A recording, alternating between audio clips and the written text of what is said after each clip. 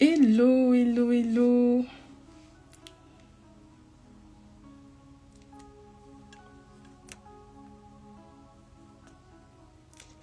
Hello, Lionne de Juda. Bienvenue, bienvenue. Hello, j'attends que vous vous connectiez.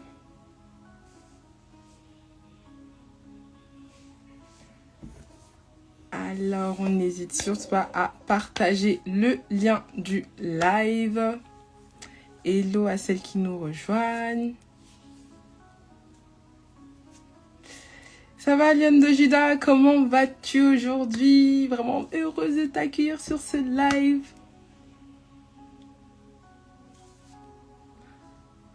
N'hésitons surtout pas à partager le lien. Alors, j'ai pas tous les noms qui s'affichent. Hello, Kid Food Planning. Ah, j'ai lu food. Déjà, ça m'intéresse. Nourriture. Hello à toi, bienvenue. Oui, très bien. Moi, je vais bien aussi. N'hésitez surtout pas à partager le live, les filles. Ce soir, on va parler des dépendances affectives. Donc, il faut qu'on sorte de là. Il faut vraiment qu'on sorte de là.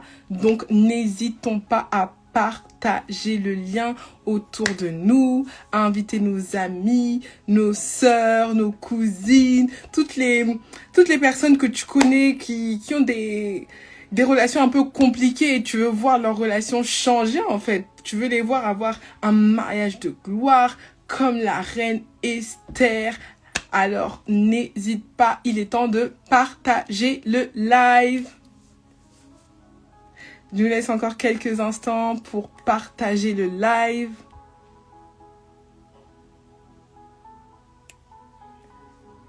Yeah. N'hésitons pas à partager autour de nous. Hello à tous celles qui nous rejoignent. Bienvenue à notre live. Yes, bienvenue à Cœur de Sagesse. Vraiment l'émission à travers laquelle le Seigneur nous enseigne par d'autres femmes sa sagesse. Yes, on partage. Merci Lionne de Juda. Oui, c'est très bien. Vraiment, on fait comme Lionne de Juda. On partage.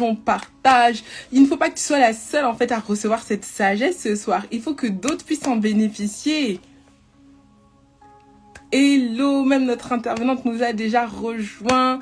Avant de la faire rentrer, il faut absolument que toi, tu invites au moins 2 amis, au moins 2 personnes qui doivent suivre ce live avec toi. Donc, je te laisse encore quelques instants pour partager ce live à tes amis, à tes connaissances, tes voisines, vraiment toutes les personnes autour de toi que tu veux voir aller à un autre niveau dans leur relation. Je nous laisse encore quelques instants.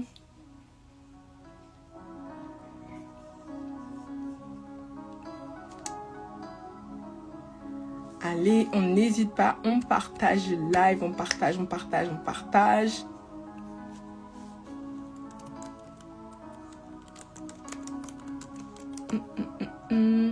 On se laisse encore 2-3 minutes pour partager le lien. Même moi, de mon côté, je pense que ça va mettre une petite pause. Donc, je vais également partager le lien. Comme ça, moi aussi, je vais inviter d'autres sistas à nous rejoindre et à recevoir la sagesse qu'on va télécharger ce soir. En attendant notre invité du jour.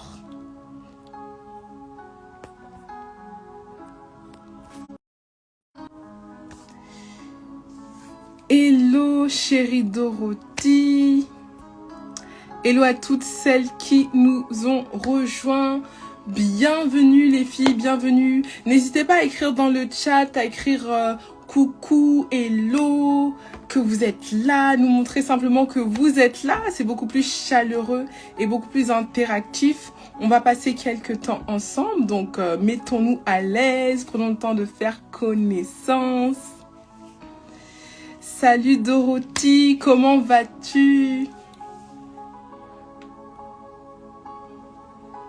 Ah, Dorothy, j'espère que de la même manière qu'on t'a partagé le lien, toi aussi tu es parti le partager à tes sistas, à tes petites sœurs, à tes cousines, tes amis, tes voisines, parce que ce soir, on va vraiment en découdre avec les dépendances affectives.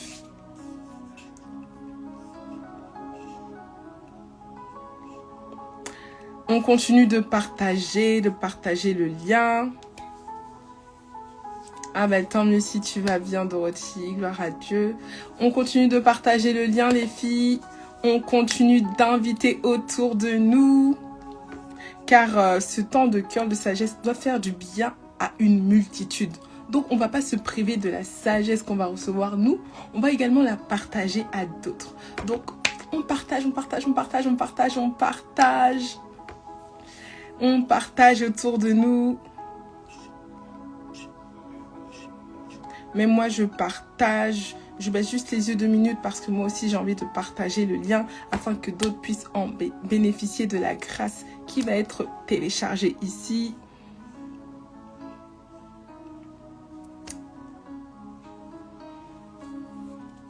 Bienvenue à celles qui nous rejoignent. Bienvenue, bienvenue. Hello Mathie, comment vas-tu Mathie?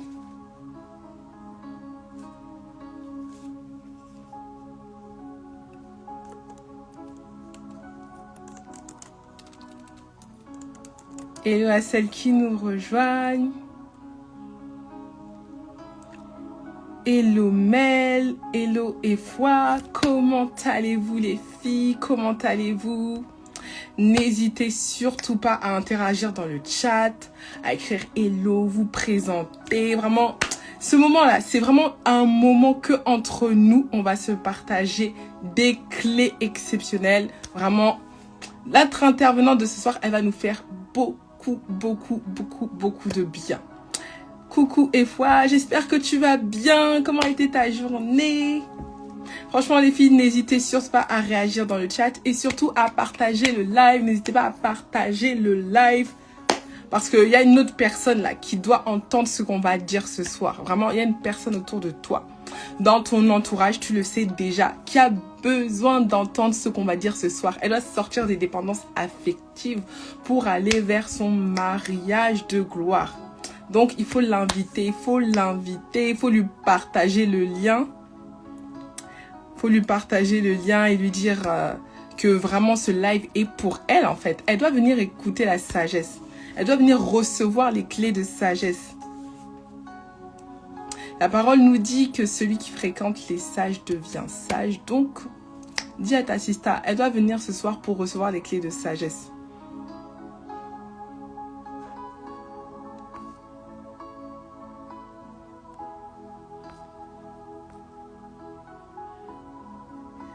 Alors, je pense qu'on va bientôt commencer. J'espère que tu as partagé le lien autour de toi parce que là, on va recevoir notre invité de ce soir. Alors, avant tout, je me présente, je m'appelle Aude et c'est moi qui serai l'hôte de ce soir pour cette émission de Cœur de Sagesse. Et j'ai vraiment l'honneur d'inviter Olibelli. Donc, je vais l'ajouter à ce live.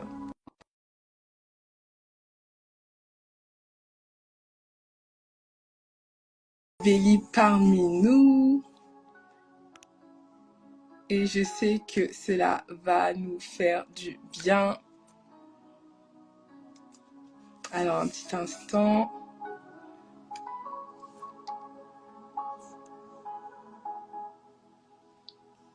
Alors un instant juste que la connexion puisse se faire.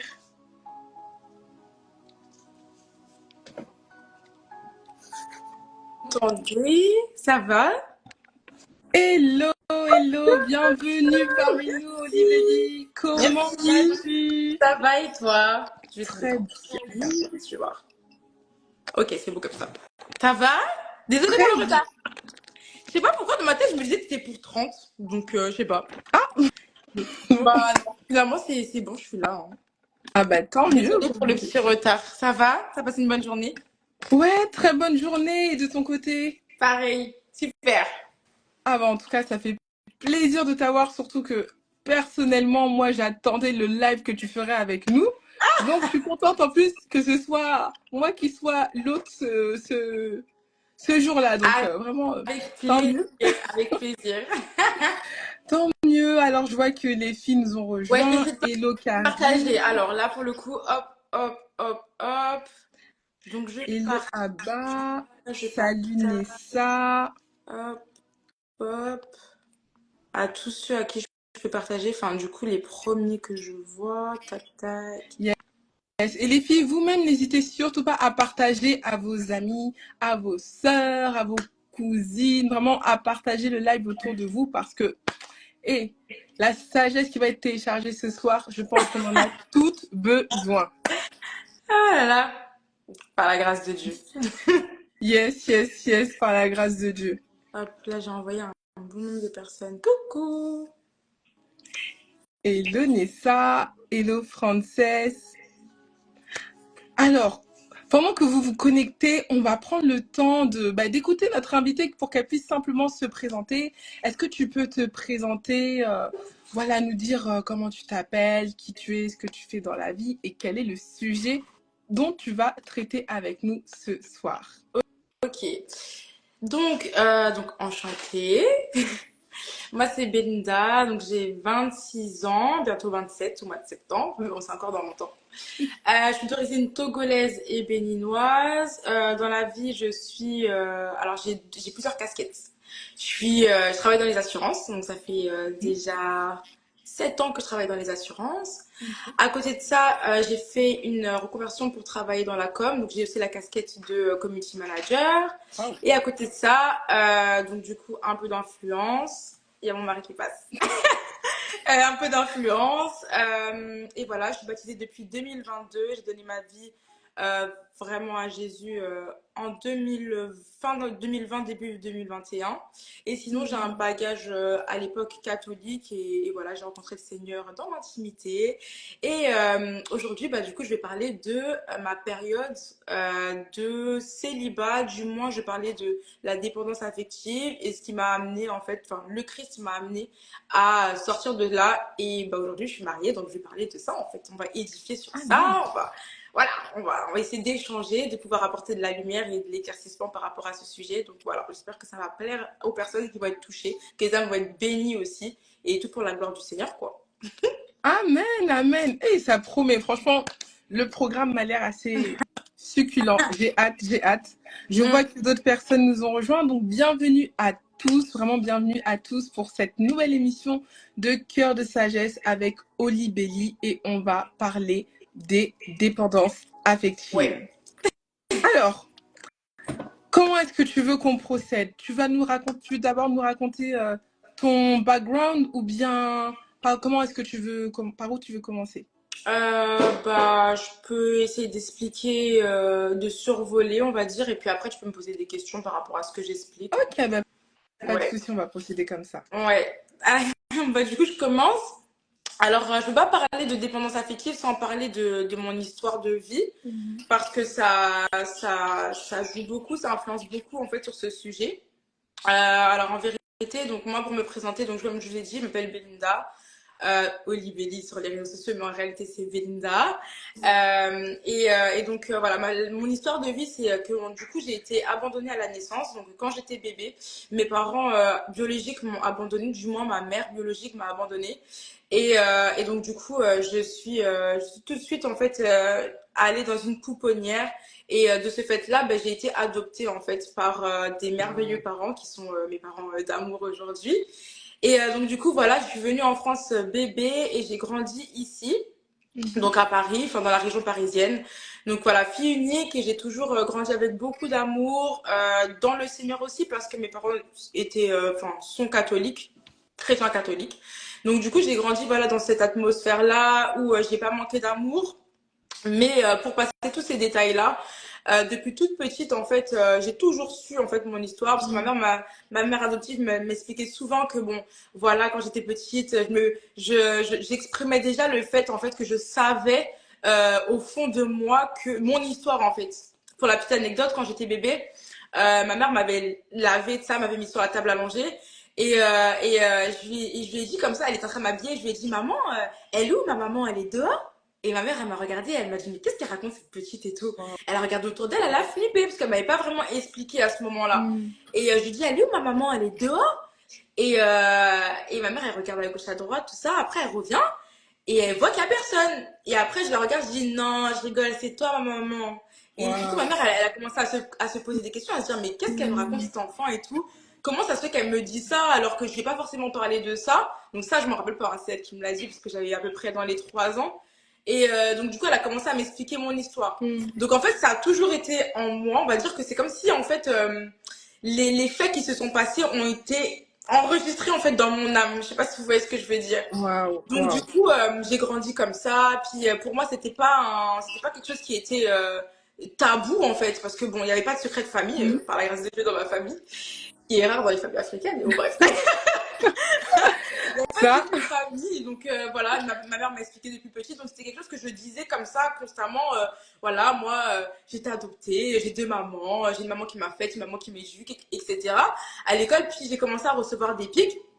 Et ce qui fait que bah du coup j'ai commencé véritablement à être mal, à rentrer à la maison et dire maman, Mm. on me dit à l'école que j'ai pas de vraie mère et tout, ça a commencé à me blesser. Donc ma mère elle m'a vraiment surprotégée et elle m'a dit de garder ça pour moi. Donc en fait j'ai gardé ça peut-être de l'âge du CP, de 6 ans, jusqu'à presque mes 16 ans en fait. J'ai gardé ça à l'intérieur Ah de mon oui. cœur. Mm. Et en fait, je le disais vraiment à mes amis qui étaient très très très proches, mais sinon, je le disais pas vraiment, je vivais avec, mais je me renfermais dedans en fait. Faut savoir que la blessure de l'abandon, c'est vrai, et du rejet, c'est vraiment ces blessures-là qui ont causé en fait le fait que j'ai été dépendante Mm. véritablement des gens. Je l'ai vraiment compris après, vraiment longtemps après, mais j'avais en fait tous les signes et tous les comportements en fait qui montraient que j'étais complètement dépendante. Donc en fait, en réalité, moi, j'ai grandi donc dans un cadre aimant, c'est-à-dire que j'ai pas manqué d'amour. J'ai pas manqué de l'amour d'un père parce que bah, du coup, j'ai eu 2 parents, donc paternel comme maternel adoptif. Mm. Mais c'est vrai que dans mes comportements, déjà depuis très jeune, en fait, j'aimais lier déjà j'aimais bien les relations amoureuses, en fait. Je me rendais pas forcément compte, mais j'aimais bien les relations amoureuses. J'avais tout de suite l'idéal de fonder une famille. J'avais tout de suite, en fait, dès très jeune, en fait, cet idéal-là dans mon Mm. esprit. Parce que je me disais que bah moi je voulais en gros des personnes qui me ressemblent, parce que j'avais pas forcément de représentation en termes d'identité, etc. Donc je me Ouais. disais ouais je veux une famille mytho, etc. Donc je me mettais en couple déjà très tôt. J'avais déjà à peine, je sais pas moi, je sais, l'âge au collège, que j'avais déjà des copains, Ah etc. oui, quand Ah même. oui, ah non Ok. mais je suis vraiment très gentille, parce que même au primaire j'étais déjà très... Ah non vraiment. En rigolant, mais vraiment c'était quand même terrible. Ouais, Je quand pense que même, purée. si j'ai des enfants aujourd'hui, j'ai une fille qui me dit ça, je vais dire, eh ma fille, viens, on s'assoit, on se pose. Tu vas m'expliquer ce qu'est une maman chez toi. Non, mais c'est pour dire qu'en fait, je me projetais déjà très, très, très, très jeune. Et ce qui fait que bah, depuis très jeune, en fait, j'ai eu des relations bah, de longue durée, en fait. Mais dès très jeune, je faisais déjà des relations de 1 an, 2 ans, 3 ans, Même et sans me rendre compte, au en fait, collège, vraiment des relations aussi longues. ouais, enfin, au collège, non, mais je dirais au Ah lycée. oui, quand même. Mais au collège, j'avais déjà commencé, ouais. Et donc, du coup, ben, c'était la logique pour moi, en fait. Et le pire dans tout ça, c'était vraiment que bah, j'avais ma foi, c'est-à-dire que j'étais catholique à l'époque, donc je croyais en Dieu, j'avais fait tous les sacrements, mes parents m'ont vraiment inscrit au catéchisme, etc. Mm. Donc je connaissais Jésus. Et puis même dans mon histoire en tant que telle, je me disais, mais c'est pas possible, la terre tourne sur elle-même, le ciel existe, l'existence existe, les étoiles, comment ça se fait que moi j'ai été abandonnée, que finalement je ne manque de rien. Enfin, chaque jour était pour moi un miracle, donc je savais que Dieu existait, vous voyez. Mais Mm. j'avais pas de. Il me manquait un truc, vous voyez. Donc je continuais de faire ma vie comme j'aimais. Voilà, je manquais de rien en soi, mais c'est vrai que j'étais très, très, très, très, très attachée aux relations amoureuses. Et donc, du coup, j'ai baigné dans ça, en fait, depuis très petite jusqu'à l'âge de ce que je rencontre le Seigneur. J'ai baigné dans Mm. ça, et ce qui fait que, bah, du coup, bah, j'enchaînais de relation en relation, de relation en relation, et Mm. sans me rendre compte, en fait, que j'étais complètement perdue dans l'âme et que, en fait, je me servais de ces relations-là pour combler un vide que je ressentais Oh à mon l'intérieur Dieu. de moi.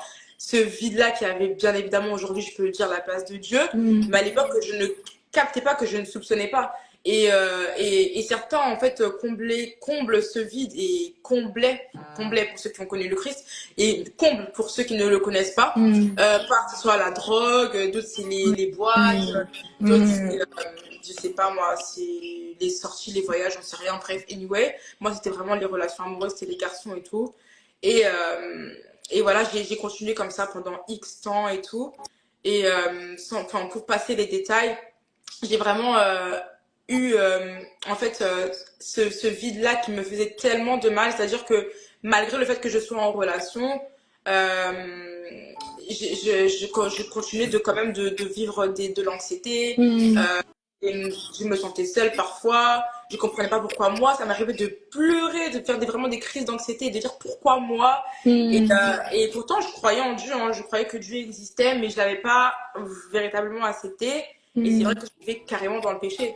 Donc, ça a été ça a été une période qui était, on va dire, pas facile, mais en même temps, si j'étais pas passée par là, je serais pas la femme que je suis aujourd'hui. Ouais. Donc, je me suis dit, bon, le Seigneur a quand même bien travaillé. Je sais pas si tu as des questions pour ça.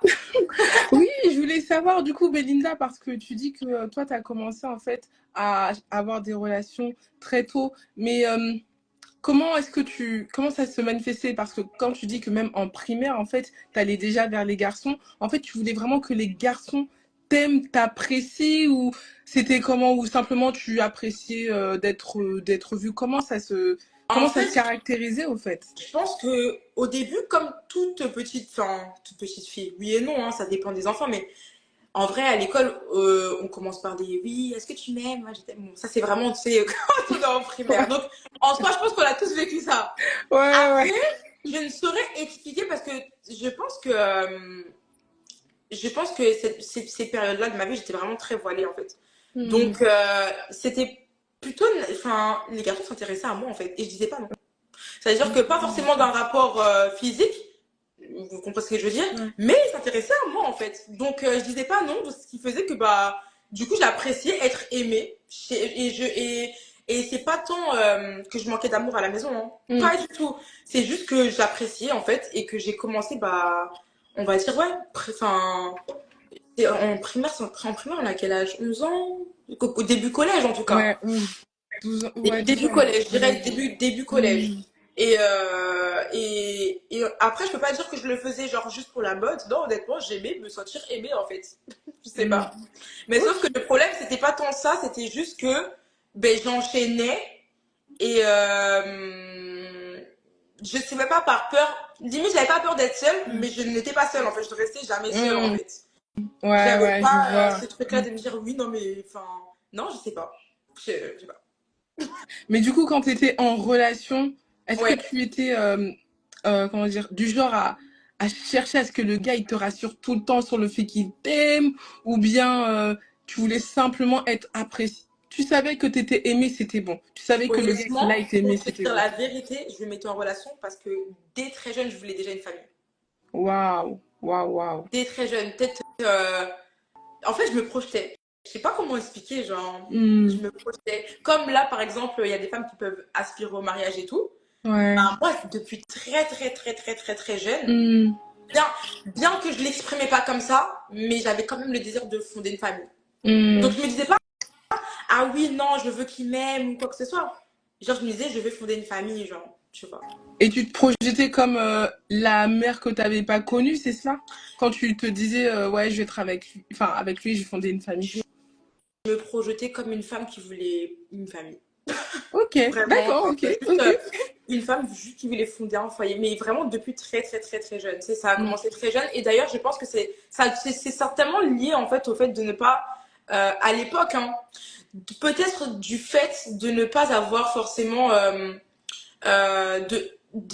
j'ai des liens de sang, mais de façon visible Mm. déjà. Je pense que ça pesait énormément dans mon cœur. Donc il Mm. y avait cette partie-là. Et comme Christ n'avait pas rempli mon cœur, je pense Mm. qu'il y avait ce truc-là de me dire que non, ça va aller lorsque j'aurai ma famille en fait. Ça va aller Ouais. lorsque j'aurai mon mariage. Enfin, Mm. mon mariage, encore je parlais pas vraiment de mariage, mais ça va aller lorsque j'aurai ce cocon-là en fait, Mm. tu vois.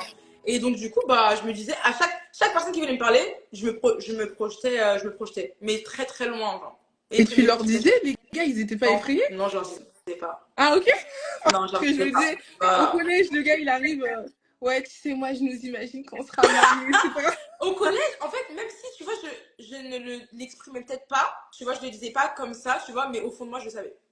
Au fond de Hmm, hmm. Et moi, est-ce je le que tu savais. penses que les gars en face s'en doutaient? Parce que parfois, on n'est pas pareil quand on veut juste une relation comme ça et une relation vraiment sérieuse, tu vois. Je pense que quand j'ai commencé à grandir, tu vois, vers les 18, 19, 20 ans, quand j'ai commencé à bien m'exprimer, je le disais explicitement, tu vois, donc Hmm. là, il le savait.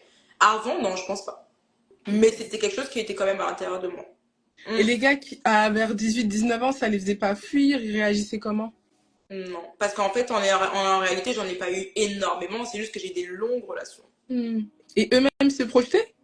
Je pense, ouais. Mais pas assez mature à cet âge-là. Franchement, quand Ouais. j'y pense, aujourd'hui, j'ai 26, 20 ou 27, qu'est-ce que je raconte là? De quoi je parle en fait? De quoi je parlais? Ouais. Non, pas vraiment. Mais je pense que j'étais juste inconsciente, tu vois. Et puis je savais, j'avais pas forcément la vérité Hmm. bien fondée et même des fondations bien fondées pour bâtir en tant que tel. Donc non. Hmm. Mais ça n'empêche que je sais que aujourd'hui, avec du recul, la blessure de l'abandon et du rejet, Hmm. il en a joué pour beaucoup en fait dans Ouais. ce type de comportement, tu vois. Hmm. Et justement, quand on parle de la blessure, de l'abandon et du rejet, est-ce que dans tes relations, justement, tu attendais en fait que le gars ne t'abandonne pas, qu'il te laisse pas? Est-ce que tu avais des comportements où, je sais pas, par exemple, le gars ne t'a pas appelé ce matin, il t'a pas envoyé de message, tu commençais déjà à paniquer, etc. Ah Totalement. Genre, là là. totalement. Genre, je vivais ça, genre, c'est encore, aujourd'hui, c'est encore un combat, hein. Mais avant Christ, c'était encore pire. En Hmm. fait, c'est comme si je faisais, j'idolâtrais carrément la relation. Hmm. C'est-à-dire qu'il n'y avait pas il y avait pas la place de Dieu. Il n'y avait pas la place pour Dieu. Hmm. Non, même si je pensais à Dieu, mais il n'y avait pas la place pour Dieu. Et en Hmm. fait, complètement. Euh, il suffisait qu'en fait, j'ai pas énormément vécu de trahison en termes de relations amoureuses, mais ça n'empêche que j'étais j'étais hyper dépendante dans le sens où il fallait que la personne elle me dise ce qu'elle fasse tout le temps. Il Waouh. fallait. En fait, j'ai développé, on va dire, le caractère et le type de profil qui n'aime que les relations fusionnelles, tu vois. Donc, vraiment Hmm. très accaparant, Hmm. bah, voilà, très exclusive, même en termes d'amitié, hein. Waouh. Il fallait qu'en fait, la personne elle soit tout le temps, elle soit dispo, elle soit là, elle réponde. Et si elle répondait pas, ça me mettait genre comme de la boule au ventre et tout. J'étais franchement pas bien. Et et forcément, ça c'est pas vivable, tu vois.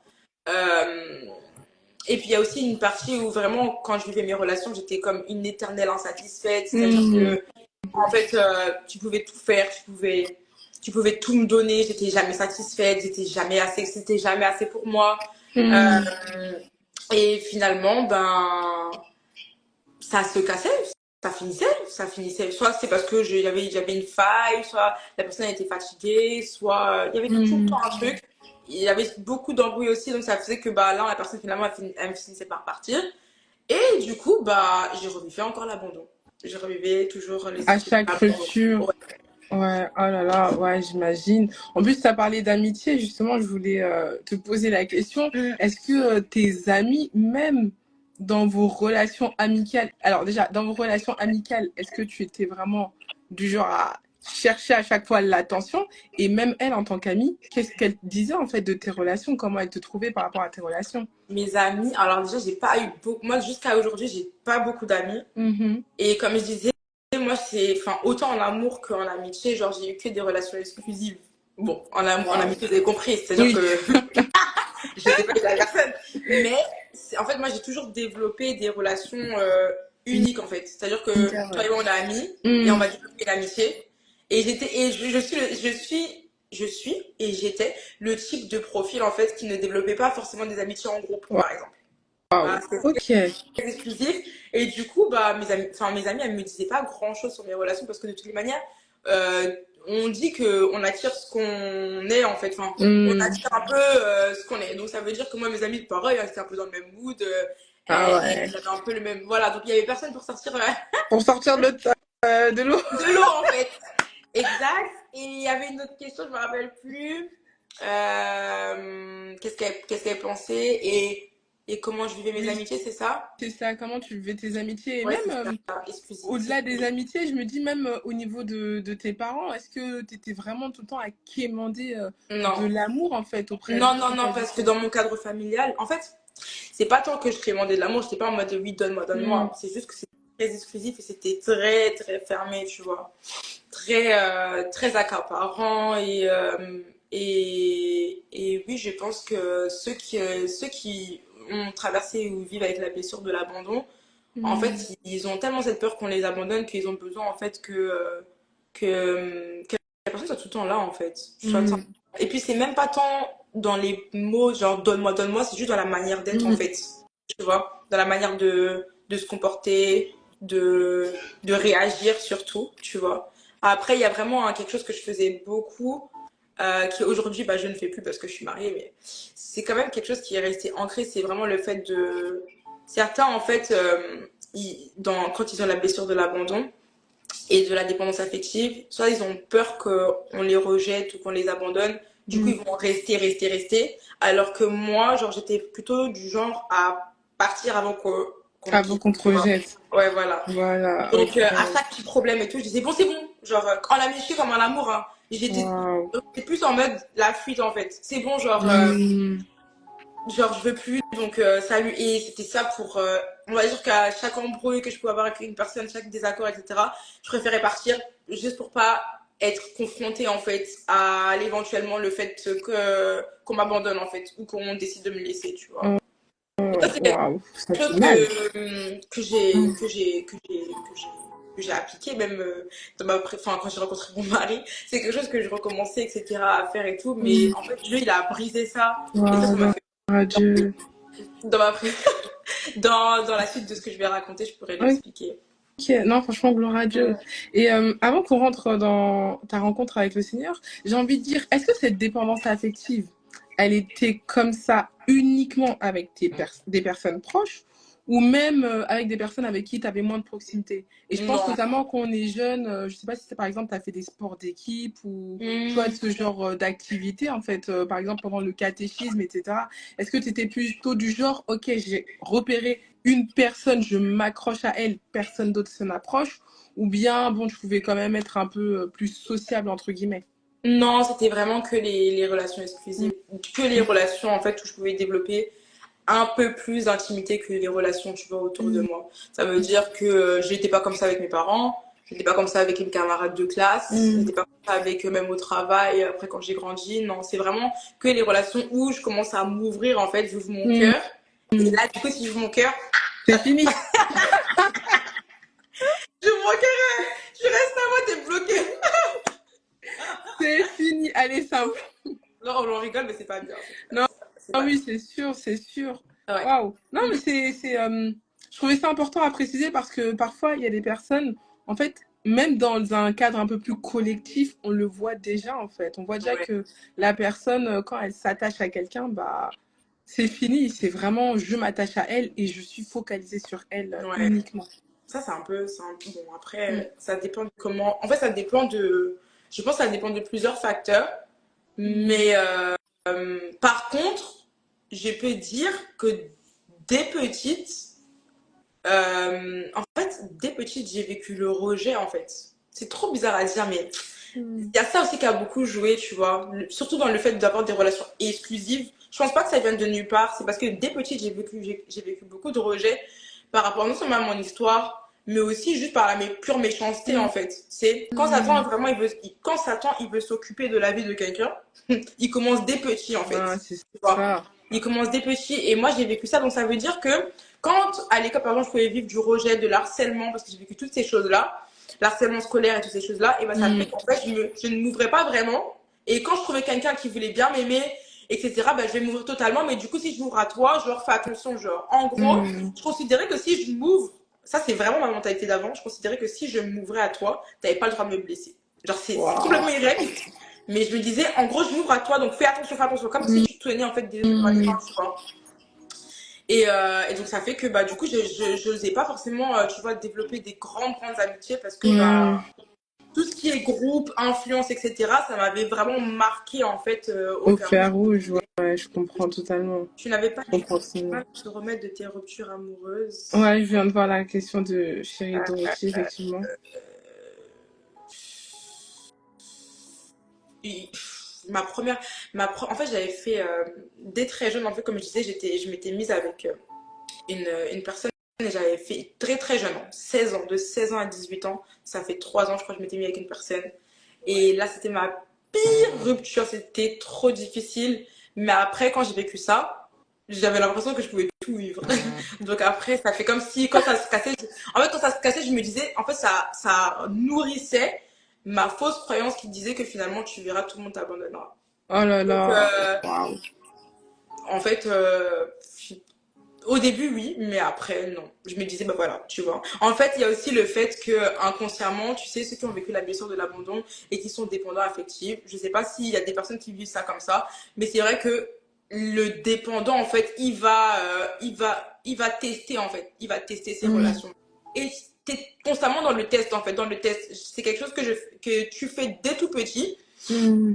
Mais qu'après, quand tu as des relations vraiment exclusives, ou du moins des relations amicales ou amoureuses ouais, qui sont exclusives, tu vas tester. Et tu vas tester sans faire exprès, en fait. Mm. Parfois, tu vas pousser la personne à bout et tout. Tu sais que tu es dans l'erreur. Tu sais que tu fais des bêtises. Tu sais que tu cherches des embrouilles. Mais tu vas tester les limites de la personne pour voir si vraiment elle va partir, en fait. Mm.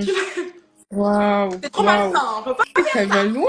faire ça. Mais honnêtement, si on veut vraiment expliquer la psychologie, en tout cas, si je peux dire ça, ou les mécanismes d'une Mm. personne qui est dépendante ou d'une personne qui a vécu le rejet ou l'abandon qui est mon cas, bah en fait, c'est comme ça qu'on peut réagir. Et il y a des gens qui ne le savent même pas. Tu vois, là, je vais parler de choses, ça se trouve, il y a une personne qui va se reconnaître, qui va dire, mais moi, je fais ça, tu vois. Mm. Tu sais que tu es en embrouille, tu sais que la personne elle est fâchée et tout, mais tu vas faire en sorte que tu vas voir que est-ce que la personne elle va vraiment t'abandonner en fait, est-ce que Mm. la personne elle va vraiment te lâcher, et quand tu vois que la personne elle est là, elle reste, mais la personne après elle est brisée, tu l'as fait du mal, Bah tu vois, tu l'as fait vraiment du ouais. mal, ou toi-même tu t'es fait vraiment du mal, mais tant qu'elle est là, en fait c'est comme pour te rassurer, c'est très malsain, c'est comme pour te rassurer de se dire que oh non, genre, il s'est passé ça, c'est tellement grave, mais elle est toujours là, c'est que c'est bon. Alors que pas Waouh. du tout, genre. Et Donc ouais, justement, il y a c'est personne qui te disait, enfin, toutes ces relations-là, personne te disait, non, là, t'abuses un peu, là, rends-toi compte que si. t'exagères un petit peu. Surtout, en fait, là, je parle vraiment de ça, mais je parle vraiment dans le cadre des relations amoureuses, parce que après les amitiés, moi, je fais, enfin, chacun fait, voilà, même si c'était exclusif, ça n'impliquait pas le même cœur, on va dire, Oui. que dans les relations amoureuses. Mm. Mm. Mais du coup, mais si, mais en fait, ça menait aux ruptures. Ça a mené forcément aux ruptures. Ça ne fonctionnait pas, en fait. Et encore moins avec le Seigneur. Quand il n'y avait pas le Seigneur, alors là, c'est encore Et plus tu le te feu. remettais jamais en question par rapport à tous ces schémas, parce Et que justement, parfois, à un moment donné, je me suis remise en question et là vient ma rencontre avec le Seigneur. waouh, vas-y, raconte-nous alors, Ok. raconte-nous. Alors, en gros, en 2020, Covid, donc tout le monde est à la maison et tout.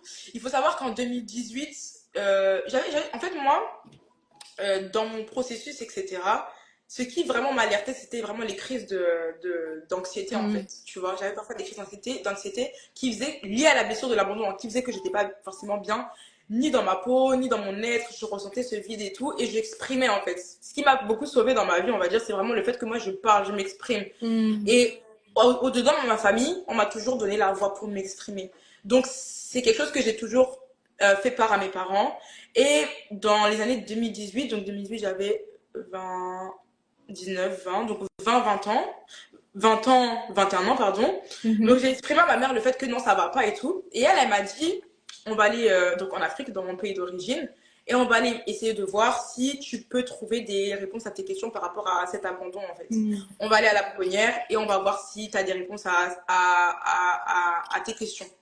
Donc en 2018, pour passer les détails, c'est ce qu'on a fait. Et quand on est parti, on n'a pas trouvé de réponse à nos questions, mis à part le fait que ma mère biologique serait béninoise, mais on n'a pas trouvé de réponse à mes questions, ni le nom, ni le prénom, ni l'heure, ni la date, ni quoi que ce soit, rien, aucune Mm. information.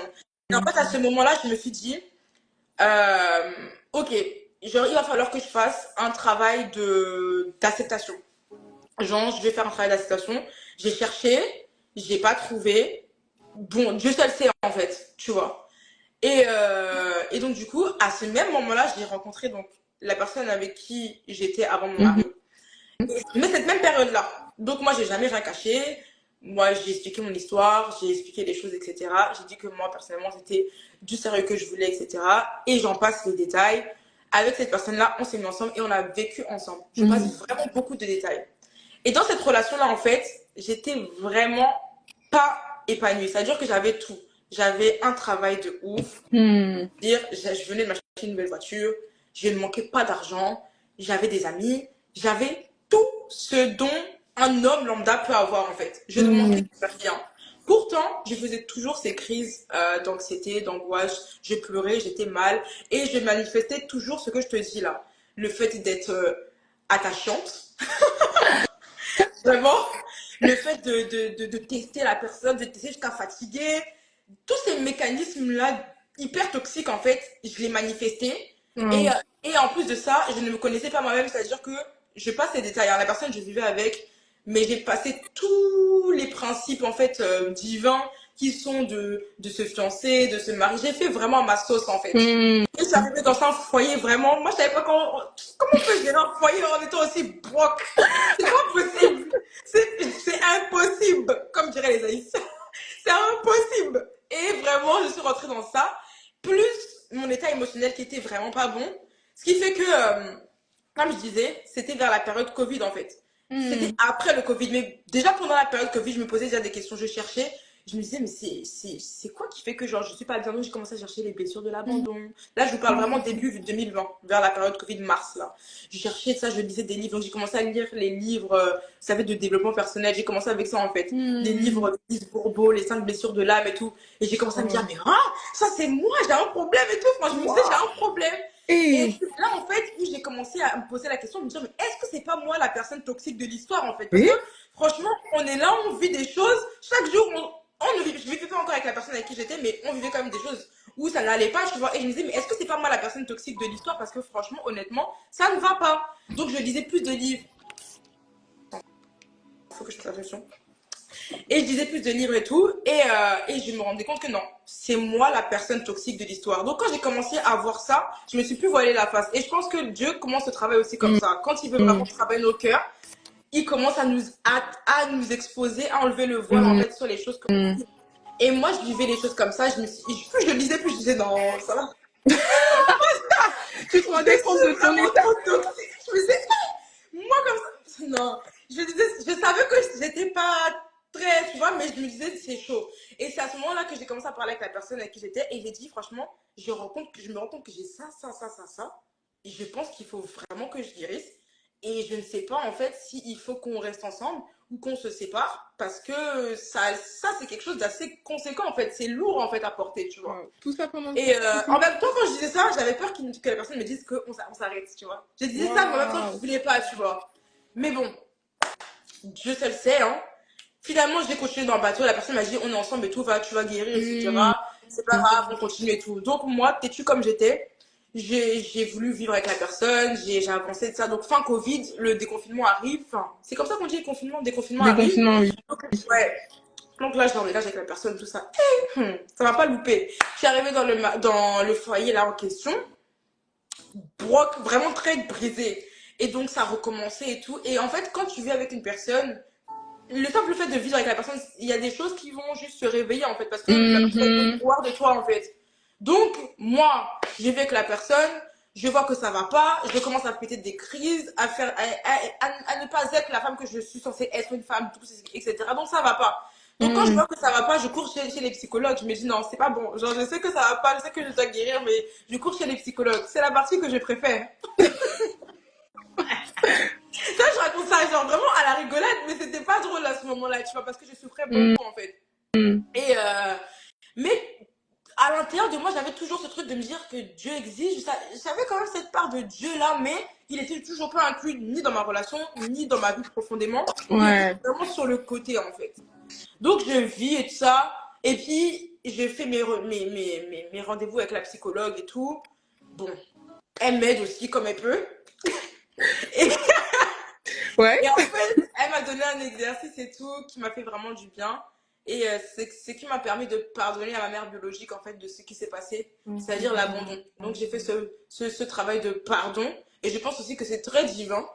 Et je me rappelle à la dernière séance de psychologie, la psy me dit, mais vous avez la foi? C'était une noire. En fait, je crois que c'était une entière, cette psychologue. J'ai choisi une psychologue noire, je fais exprès.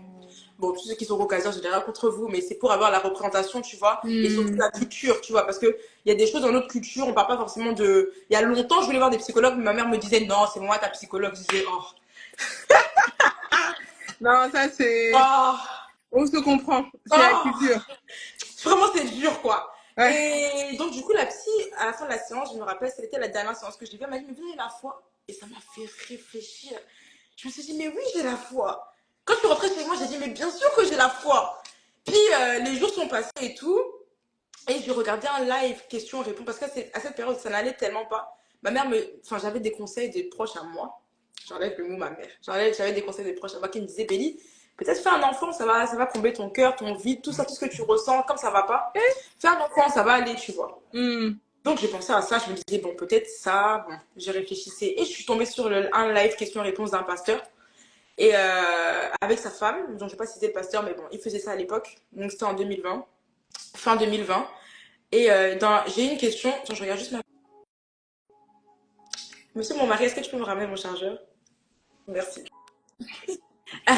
Donc, je regardais un live question-réponse et tout. Et donc, là, j'avais une question-réponse d'une femme qui disait, je suis enceinte, mon copain ne veut pas de l'enfant. Et qu'est-ce que je fais? Et là, le pasteur dit, il est dans mon sac à main. Dans mon sac. Mon tote bag. Et là, le pasteur dit, si un homme vous aime, il va vous honorer. Ça. J'étais là ce jour-là. Ça m'a touchée en pleine une flèche vraiment sortie divinement, tu vois, qui a transpercé mon cœur. Et je me suis dit, parce qu'à l'époque, moi, la personne avec qui j'étais ne voulait pas d'enfant. Et ça me faisait mal. Je me suis dit, et si c'était moi cette personne, c'était moi cette fille? Et là, le lendemain, j'envoie un message à ma mère, je dis, maman, Dieu m'a parlé. Puis ma mère, elle est catholique, tu vois. Elle dit, Dieu m'a parlé, là, ça ne parle pas. Puis je lui dis, Dieu m'a parlé. J'ai quelque chose je suis allée trop vite et tout, ça ne va pas. La relation dans laquelle je suis, ça ne va pas, en fait. Je suis allée trop vite. Et elle me dit, c'est quoi? C'est le mariage que je veux parce que c'est vrai que j'ai toujours eu des principes où j'ai toujours voulu une famille et faire les choses carrées, vous voyez.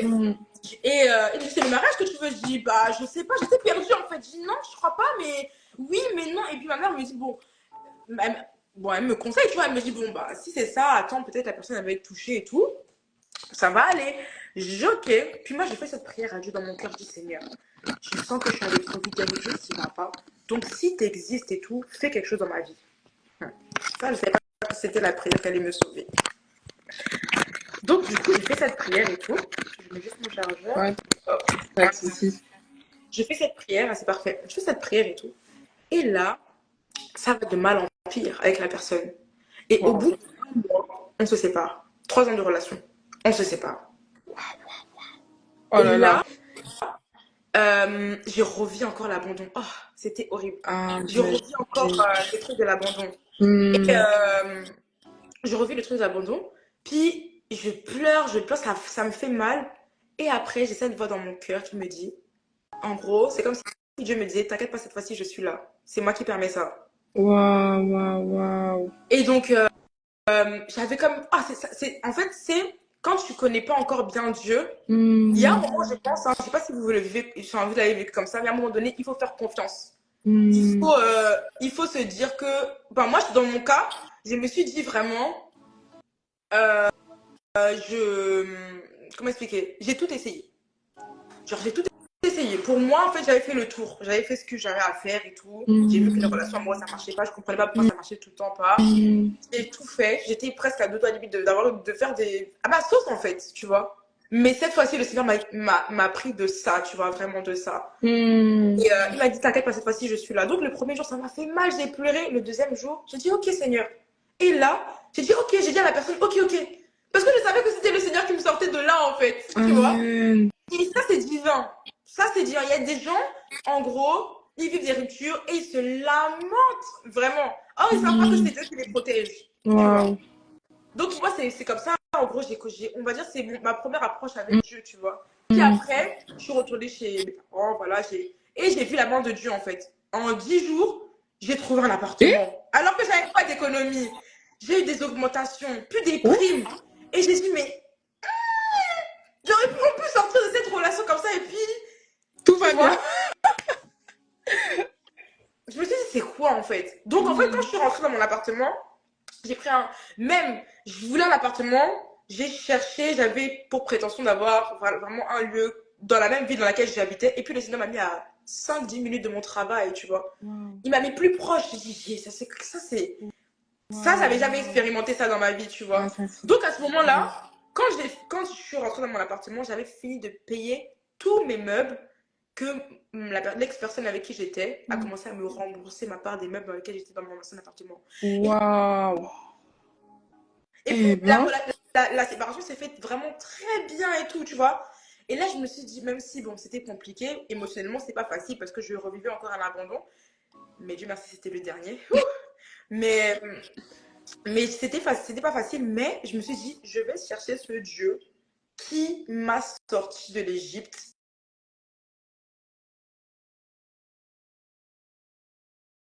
Dépendance affective. J'aurais jamais pu sortir de là-bas toute seule. J'aurais pu jamais prendre la décision que moi, Belinda, je sors de cette relation toute seule. Impossible, tu vois. hmm. Mais j'ai passé par cette personne-là pour me libérer, tu vois.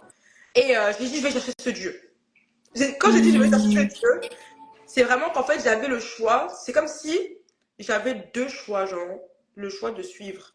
Euh, je me suis dit, bon, ça a passé ma tête, genre, vraiment, ça a tourmenté ma tête de me dire que, bon, je fais ce que je veux et tout. Je suis toute seule et puis Toujours, voilà. toujours. Mais en même temps, On j'avais est tous cette voix passés qui par là. m'appelait, qui me disait, suis la voix de Dieu cette fois-ci. Suis Dieu cette fois-ci. Donc c'est ce que j'ai fait en fait. Finalement, j'ai choisi Dieu. Et c'est comme ça que, bon, j'allais plus trop à l'église. Moi, j'allais pas, franchement, j'allais pas à l'église parce que je voyais pas l'intérêt d'aller à l'église. Donc, je suivais les cultes en ligne. Et c'est comme ça, j'ai cherché Dieu. J'ai ouvert ma Bible, j'ai cherché Dieu. J'ai cherché Dieu. Et finalement, j'ai fait ma rencontre avec Dieu. Amen, Ouais, alléluia. ouais. Et c'était seule dans mon appartement. Voilà, un jour comme ça, je louais, enfin, je me nourrissais de la parole. Je déclarais des choses pour ma vie. J'ai décidé, en fait, vous savez que quand je suis rentrée dans mon appartement, j'ai dit c'est fini, abstinence. J'ai dit abstinence, Waouh. plus jamais de relation. Tant que je ne suis Hmm. pas mariée, j'ai dit celui il va m'honorer. En fait, tout Amen. a été radical en fait. J'ai fait des choix radicaux. Il y a des gens, je sais pas comment expliquer. J'ai viré des gens, mais pas par méchanceté en fait. Il fallait que je Hmm. commence quelque chose de clean avec le Hmm. Seigneur, tu vois. Hmm. J'avais pas des relations qui étaient mauvaises, hein. J'avais pas des gens qui allaient en boîte autour de moi, des gens qui buvaient et tout. Juste, je sentais que même dans les relations dans lesquelles j'étais, même en amitié, parfois mais c'était des relations en gros par intérêt. Les gens ne disaient pas vraiment ce qu'ils pensaient, tout Ouais. était pour moi l'avantage. Il y avait trop de choses qui n'allaient pas, donc j'ai dit non. Abstinence, plus personne ne me touche, je ne fréquente plus personne. D'ailleurs, ma maison là, personne ne rentre, aucun homme ne rentre. Ah, Alléluia. Et ça, c'est les vraies conversions qu'on aime. ça c'est fini en fait, c'était vraiment quelque chose de divin. Et puis un jour comme ça, je loue et puis je ressens, je savais pas qu'à l'époque c'était le Saint-Esprit, je ressens l'amour de Dieu qui me remplit. L'amour Oh. de Dieu qui me remplit et j'ai commencé à pleurer, j'ai dit c'est ça l'amour. Et là, à partir de Amen. ce jour-là, plus d'anxiété, plus de pleurs par Waouh. rapport à l'abandon. Euh, et Alors. en fait, un cœur rempli, c'est-à-dire que j'avais conscience maintenant, c'est comme si le Saint-Esprit avait renouvelé mon intelligence de me dire que en gros, tu vois, tu sais pourquoi t'as beaucoup souffert? Parce que tu avais des attentes envers les hommes. Sauf que tu as oublié. En fait, tu pensais que les hommes étaient parfaits. Sauf que les hommes ne sont pas parfaits. Seul moi est parfait. C'est-à-dire qu'il n'y a que toi qui Amen. peux ton cœur. Et en fait, tu étais déçu parce que les hommes sont Hmm. imparfaits. Et aucun homme ne pourra être parfait. Et en fait, même le fait que tu disais qu'en gros, toi pour toi, quand quelqu'un rentrait dans ta vie, on ne pouvait pas te blesser. Bah, Hmm. c'est une pensée en fait erronée parce que en fait les hommes sont imparfaits. Quand j'ai compris ça, je me suis attachée, accrochée à Dieu comme jamais en fait. Et ça a changé Hmm. carrément ma vision de voir les relations, même en amitié. Et même ma relation avec Dieu a complètement changé. Waouh. Et gloire à Dieu. Et franchement, les filles, là, je pense qu'on peut mettre des cœurs. On peut mettre, vous savez, les acclamations. Vraiment, là, on peut mettre même les pouces. Non, waouh, mais quelle Ouais, rencontre. Franchement, gloire à Dieu. Mais waouh, ça a vraiment changé du tout au tout. Et ouais. surtout, de voir que tu as prié pour savoir si la relation, c'était la bonne. Tout Ah, s'est ça. gâté. Et quand tu es sortie, tu as été tellement restaurée. À Si ça. c'est pas Jésus, je ne sais pas, en tout cas. Je ne sais Et pas. ça, et c'est vraiment ça, vraiment. Après, je pense que c'est dans mon caractère en tant que tel, j'ai toujours été un peu radicale. Donc en fait, Hmm. pour certains, ça va être plus dur, tu vois, de Hmm. couper. Mais moi, en fait, j'ai compris que, en fait, je sais pas comment expliquer, mais petit à petit, genre, Dieu, il a commencé à me parler sur mon identité. Hmm. Moi, je me voyais à travers les relations et à travers même un foyer et tout, alors que Dieu m'a dit qu'il m'aimait, en fait. Donc, je me suis dit, mais qu'est-ce que je cherchais, en fait, à travers ces trucs-là, en fait? C'est ça. Qu'est-ce que je cherchais, en fait? Donc, Hmm. c'est là que quand je suis rentrée dans ce célibat, en fait, j'ai fait 3 ans célibataire, toute seule. Même ma famille pensait que j'allais finir toute seule toute ma vie. Tellement j'ai kiffé mon célibat, en fait. Truc de fou. En fait, c'est là que le Seigneur a commencé à me montrer que non, t'es une personne à part entière, t'as des désirs Hmm. et t'as même de la valeur. Et tu peux Et en fait, j'ai commencé à me dire, mais et si je commençais genre à m'aimer en fait? Si je commençais à. Parce que je savais pas ce que ça voulait dire. Je sais pas comment expliquer ça. Ça paraît comme logique aujourd'hui, mais pour moi, c'était pas du tout logique à Hmm. l'époque. Je savais pas ce que c'était, donc j'ai commencé à faire des. Je sais pas, j'ai touché à tout. J'ai touché au dessin. Je sais pas, j'ai commencé un podcast. J'essaie de parler de l'hypersensibilité parce qu'à l'époque, j'étais très, très hypersensible. J'essaie de toucher un peu à tout. Et, euh, et c'est là que j'ai commencé à voyager seule. Euh, puis mes parents avaient peur. Enfin, ma mère, elle avait peur. Elle me disait, mais pourquoi tu vas voyager seule? Mais en fait, je savais pas que Dieu me restaurait.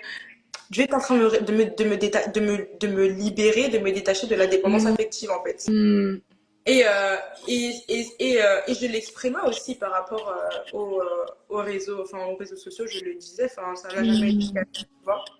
Mais ça a été une période, en fait, à partir du moment où j'ai pris la décision de suivre Jésus, ça a été une Hmm. période, en fait, où, ouais, il m'a appris, en fait, non seulement qu'il m'aimait, mais aussi que je pouvais m'aimer. Et donc, Hmm. j'ai commencé à faire des choses seule, en fait, tu vois, seule.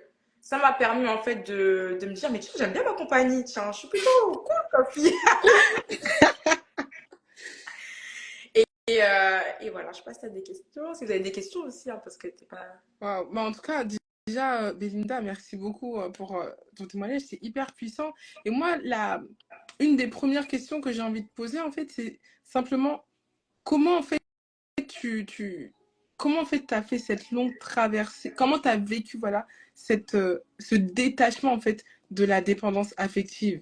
Parce que on va pas se mentir quand on est dans un processus de restauration, vu qu'on a été habitué à d'anciennes choses, par contre on a envie de retomber dedans. Par exemple, je sais pas, une personne qui sort du vol, bah oui, on lui dit de plus voler, le Seigneur peut lui mettre face à des choses pour qu'il apprenne à apprécier simplement s'envoler, mais la tentation est toujours là. Il y a des moments où tu as envie de replonger dans ce que tu avais toujours vécu. Comment ça s'est passé pour toi? Comment tu l'as vécu en fait? Ouais. Il y a plusieurs choses. Déjà, il y a le fait de la radicalité. Déjà, en fait, à partir du moment où j'ai pris une Mm, décision, c'était comme si en fait j'avais prêté mm, serment, tu vois. J'avais mm, dit à Dieu. En fait, parce que moi, la dépendance affective, elle s'est manifestée beaucoup par rapport aux relations amoureuses, mm, tu vois, aux relations avec les garçons. Donc en fait, c'est vraiment l'engagement en fait que j'ai pris avec le Seigneur de me dire que déjà de une, plus personne va me toucher déjà. Je suis pas une poubelle, mm. déjà de une. Je suis pas un déchet, je suis pas n'importe qui. Dieu m'a faite et puis m'a bien faite. Donc, Amen. amen. Donc en fait déjà cet engagement là avec le Seigneur. Après, donc ça c'est vraiment le principe, tu vois, la loyauté, c'est comme ça qu'on dit. Enfin en tout cas le Mm, principe déjà de base. Après il y a eu l'amour de Dieu. mm. L'amour de Dieu, ça m'a vraiment rempli. Et ce qui permet le détachement en fait de ce qui te rendait captif. Pour moi, dans ce cas-là, ça a été l'amour de Dieu. Wow. Ça m'a tellement rempli qu'en fait, je ne ressentais même plus le besoin d'aller D'avoir chercher parce que quelqu'un d'autre. Mhm. parce qu'en fait, c'était une question de vide en fait, tu vois. C'est Donc ça. maintenant que j'étais remplie par l'amour de Dieu, j'étais complètement détachée parce que ça n'avait plus de sens. Je pense que quand le Seigneur m'a ouvert les yeux, pour moi, je ne voyais plus d'utilité à chercher ça en fait, tu vois. Mm, Et ça, c'est vraiment le fait, je sais pas, c'est divin, c'est Saint-Esprit, ça, je sais pas comment expliquer ça, mais le fait de recevoir l'amour de Dieu, c'est vraiment divin, tu vois. Et je peux même dire que c'est même le fait de recevoir l'amour de Dieu qui fait qu'on arrive à recevoir même l'amour des hommes. Parce que, en fait, Amen. même dans les relations que j'ai pu avoir, etc., je ne pense pas que c'était de l'amour, en fait. Je sais pas, bon, il y avait un peu d'amour, mais je pense pas que c'était le vrai amour, tu vois. Et parce que sinon, un amour, ça compte, je suis désolée. Ah. Je peux pas être vite et dire que voilà. Donc, déjà, il y a ça, l'amour de Dieu, le principe, le choix, la décision. Et après, il y a aussi le fait de la découverte, si je puis dire ça comme ça, le fait d'apprendre à me découvrir, à m'aimer. Et là, c'est passé par plusieurs formes. C'est vraiment passé par le fait de voyager. Voyager, ça m'a vraiment appris en fait à vivre, à être, tu vois. Il y a le fait d'avoir fait mes passions, d'avoir exercé ce que j'aimais pendant la période de célibat qui m'a permis en fait d'être épanouie, tu vois. Au point où, ben, si un homme passe, genre voilà quoi, genre ça me dit rien. Et puis même si un homme me passe, ça me dit rien. Et c'est pas que genre j'ai pas eu de proposition, hein. J'ai fait 3 ans célibataire. Il y a des personnes qui sont venues me parler, il y a d'autres personnes qui sont venues me... Mais moi c'était vraiment en mode c'est moi et le Seigneur, tu vois. Et j'avoue que vers la fin de mon célibat, il y a un moment donné, parce que je faisais, bon, je vous parle comme ça, hein, mais il y a des moments où j'ai pleuré. Hein. C'est pas que, genre, de rose et tout. Il y a des fois, j'ai pleuré. Pas parce que ça me manquait d'être avec en relation, mais j'ai pleuré parce que je me sentais seule. Ça m'est déjà arrivé de me dire que non, mais je suis seule, etc. Mais le Seigneur m'a toujours rempli. En fait, il m'a toujours dit qu'il était là. Donc en fait, c'est vraiment petit à petit que j'ai bâti une relation avec le Seigneur qui m'a construite et qui m'a vraiment façonnée en fait, de sorte que bah, maintenant je tiens debout. Mais avant, c'était pas toujours le cas. Mais ce que je peux te dire, c'est vraiment que bon, ouais, c'est ça. La décision, le choix, l'amour pour soi, l'amour de Dieu aussi qui m'a rempli. Et après, le fait de faire ce que j'aime, tu vois. Et d'être vraiment rempli pour ne plus en fait voilà, genre me dire que non, mais j'ai encore besoin de ça ou quoi. Tu vois. Amen. Amen. Waouh. Ça fait toujours plaisir de. Comment dire? Ça fait toujours plaisir, en fait, les témoignages de transformation. Donc, vraiment, gloire à Dieu. Je vois qu'il y a une de nos sisters connectées qui pose la question, comment as-tu ressenti cet amour de Dieu? Ah bon? Je vois pas la question. Triste. Alors, c'est Marie JK. Quand on remonte un peu, elle demande, ouais, comment as-tu ressenti cet amour de Dieu? Ok. C'est... Déjà, je pense dans le fait de croire en la parole, déjà pour commencer. Croire en la parole, parce que quand Dieu commençait à me dire que j'étais merveilleuse créature, que j'avais de la valeur, ça parlait à mon cœur en fait, déjà. C'est une question de cœur, je pense. D'accepter en fait ce que la parole de Dieu dit de nous, de moi, tu vois. Et après, je dirais juste que c'est divin. Je ne peux pas expliquer. Il y a des choses qui sont surnaturelles. Je ne saurais pas expliquer avec des bons mots. Mais c'est divin. Même l'expérience que j'ai vécue, c'est une expérience en fait. Je pourrais jamais la retranscrire telle que je l'ai vécue par des mots. Mais je pense que accepter déjà la parole de Dieu, ce qu'elle dit de moi, ce qu'elle dit de toi en fait, ce qu'elle dit de nous, déjà ça a été déjà très transformateur dans mon être, dans mon âme, tu vois, et même dans mon esprit. Et après, il y a vraiment ces expériences-là avec le Seigneur où il se révèle en fait à ceux qui le cherchent, tu vois. Donc, je pense que si je puis dire, c'est peut-être le fait de. En fait, le plus dur, c'est pas genre de. J'essaie de trouver mes mots. Le plus dur, c'est juste de s'abandonner au Seigneur, tu vois. Parfois, on ne peut pas s'abandonner, mais c'est en s'abandonnant qu'on expérimente l'amour de Dieu, en fait, tu vois. Je pense que c'est vraiment ça, parce que parfois on est trop rigide, on est. Non, je veux pas, tu vois, je veux pas. Mais juste reconnaître que non, en fait, c'est le fait d'avoir été aussi beaucoup authentique, vrai, avec le Seigneur. D'avoir dit, Seigneur, j'ai raté. Franchement, j'ai raté. J'ai échoué, vraiment. Mais cette fois-ci, je vais recommencer avec toi. Le fait d'avoir été vrai, et ce qui m'a vraiment sauvé dans toutes choses, et surtout dans ma relation avec Dieu, c'est le fait d'avoir été authentique, vrai. De dire à Seigneur, tu vois, même dans mon célibat, tu vois, dans toutes circonstances, d'avoir été vrai, d'avoir ouvert mon cœur tel qu'il est, tu vois. Et même si ton cœur, il n'est pas forcément très jojo, genre, il n'est pas joli, mais d'être authentique, en fait, et de dire, voilà, mon cœur est pas bon, ça m'arrive de dire, Seigneur, mon cœur est vraiment, c'est pas bon, quoi, tu vois. Mais après, ça permet, en fait, parce que vous savez, le Saint-Esprit, il est doux et il est humble.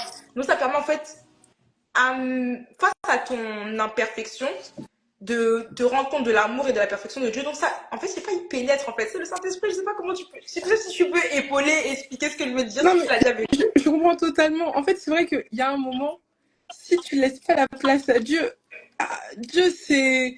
Franchement, on le dit souvent, moi, dans mon église, Dieu, c'est un gentleman, vraiment. Et c'est vrai, le Saint-Esprit, il prend la place que tu lui donnes. Si vraiment tu lui donnes la place, comme tu disais, en fait, Ouais. la place face à tes imperfections, tu te rends toi-même compte, comme tu l'as dit, hein, tu te rendais compte que, en fait, c'était toi le problème et que tu avais un problème. Et tu as Voilà. dit, hey, j'abandonne ça devant toi, maintenant, comment on gère Voilà. ça, en fait. C'est une question Donc, de cœur. oui, C'est une question de cœur parce que, exactement. et il faut pas avoir d'orgueil devant Dieu. Parce qu'en fait, si tu as de l'orgueil, tu pourras même pas expérimenter l'amour de Dieu. Je sais pas comment expliquer. Je pense que tu te mets des barrières directes, en fait. Faut pas avoir, avec Dieu, faut pas avoir d'orgueil. Faut pas montrer que Exactement. ouais, tu peux et tout. De toute façon, si tu peux, il va te montrer que tu peux pas. Ah, ça. Donc, je pense que ouais, il faut juste être vrai. L'amour de Dieu, c'est quelque chose qui s'expérimente. Par exemple, je vais dire un exemple, mon mari ou bien mes amis ou mes parents n'ont pas vécu la même expérience que moi au sujet de l'amour de Dieu. Et puis, il y a des dimensions aussi de l'amour de Dieu, c'est-à-dire que tu commences avec une certaine dimension, puis il avance crescendo aussi. Donc, Ouais, voilà. ouais, totalement. Et franchement, quand la parole dit qu'avec lui, on va de gloire en gloire, la dimension de gloire en gloire, là, c'est même appréciable. Il y a même un goût dedans. Et ça, et puis c'est juste pour, parce que bon, aujourd'hui, je suis plus la même que j'étais il y a 3 ans, 4 ans, 5 ans, mais je peux dire aussi que plus on avance avec le Seigneur, plus on expérimente l'amour même mature de Dieu. Je sais pas si c'est le bon mot, parce qu'au début, c'est un amour un peu bébé, genre, enfin, genre, tata, genre, tu vois, bon. Non, mais complètement, complètement, je Et te donc, rejoins du coup, il te complètement. materne et tout, blablabla, tu demandes un truc, il te donne tout ce que tu veux pour, je vais pas dire pour t'avoir dans son filet, mais bon, voilà. Et après, tu vas te rendre compte quand tu grandis, même dans ta foi, etc., dans ta vie avec le Seigneur, même dans ton célibat, dans peu importe la saison de ta vie, tu vas voir que ben non, en fait, parfois même Dieu il est là, ou parfois même Dieu il permet des trucs, c'est un peu dur, mais c'est par amour. Et donc il y a plusieurs dimensions de l'amour de Dieu en fait. C'est pour ça que je dis que l'expérience de l'amour de Dieu c'est vraiment très vaste, mais le Saint-Esprit il est parfait pour en gros donner une expérience ou quelque chose qui est adapté à ta personne. Tu Exactement. vois. Amen, amen. Et vraiment, pour revenir sur ce que tu disais, je pense même que plus tu grandis avec le Seigneur, même toi, en fait, tu as envie de partager d'autres choses avec lui, hein, comme en fait, dans une relation amoureuse, des fois, vous commencez, bah, comme tu dis, là, c'est la partie un peu gaga et tout, mais plus tu grandis avec la personne, bah, plus tu as envie de partager d'autres choses, en fait, plus profondes, plus matures avec la personne, et c'est pareil, en fait, avec Dieu, et donc même l'amour bah, en fait, ta relation que tu vis avec Dieu au quotidien, elle-même, complètement, enfin, je vais pas dire complètement différente, mais elle mûrit, quoi, elle se bonifie. Ouais, c'est ça. Et puis, il y a aussi ce truc-là de se dire que moi, je pense que parfois, il faut juste regarder à sa vie si tu as envie. Enfin, moi, c'est comme ça que je le vois, mais parce que aussi, c'est peut-être l'expérience et l'histoire qui est assez particulière. Mais moi, en fait, j'ai jamais douté de l'amour de Dieu pour moi. Parce que, en fait, je ne sais pas où est-ce que je suis née, je ne sais pas quel jour, quelle heure, ni où, et ni de qui. Bon, si c'est pas l'amour de Dieu, je ne sais pas où est-ce que, qu'est-ce que c'est en Exactement, moi, amen. tu vois. Et après, Amen. ça dépend, hein, mais quand tu regardes à ta vie, les expériences que tu as vécues et tout, tu vas te dire que non, en fait, il n'y a pas de hasard. S'il n'y a pas de hasard, c'est qu'il y a une force qui est surpuissante, surnaturelle. Donc, s'il y a une force qui est surpuissante, ça ne peut que être par amour, parce que honnêtement, je sais pas. Amen, complètement, complètement, complètement, waouh. Et vraiment pour avancer par rapport à ce que tu viens de nous partager, comment est-ce que tu as commencé à reprendre des relations, et même avant d'arriver aux relations amoureuses, déjà, juste au niveau des relations, peut-être avec tes parents ou même les relations amicales, qu'est-ce qui a changé? Je veux dire, je me suis séparée de. Et en plus, pas forcément de la bonne manière, mais je me suis séparée de tout ce que je. Enfin, pour la plupart, tu vois, de ceux que j'avais comme amis avant. C'est pas qu'ils étaient mauvais ou quoi, hein, c'est juste qu'il fallait que je reparte sur du bon pied. J'ai pris du temps. C'est jusqu'à aujourd'hui, là, c'est encore en cours en fait par rapport à l'amitié parce que Déjà, j'ai vécu des trahisons en amitié, Mm. ce qui a fait que ça a perverti ma perception de l'amitié. Mm. Ça, c'est pareil par rapport aux mêmes blessures, c'est pas forcément simple. Mais c'est vrai que j'ai fait une prière à Dieu en me disant, moi, je veux des personnes qui te cherchent, des personnes qui ont la même état d'esprit que moi, Mm. en fait. Et Mm. ça a pris du temps, hein. Ça a pris du temps. Je suis restée longtemps sans amis, hein. Je suis restée Ah. longtemps sans amis. Ça se voit pas comme ça, mais oui, je suis restée longtemps sans amis. En tout cas, dans ma période de célibat. C'est pour ça que je voyageais seule. Parce que aussi, au bout d'un moment, tu vois, euh, je me suis rendu compte que mais je peux pas toujours courir après les gens, en fait, Mm. pour être heureuse, tu vois. Ça m'a pris du temps. J'ai passé presque 2 ans à me reconstruire déjà moi personnellement. Donc ça veut dire que les relations, on va dire, amicales que j'avais, c'était que des personnes de l'église. Et quand on parle des personnes de l'église, en gros, c'est pas forcément que tu développes des amitiés très profondes Mm. avec les gens. C'est des frères et sœurs en Christ, mais c'est pas forcément que c'est des personnes qui vont venir chez toi. Après, Je j'avais vois.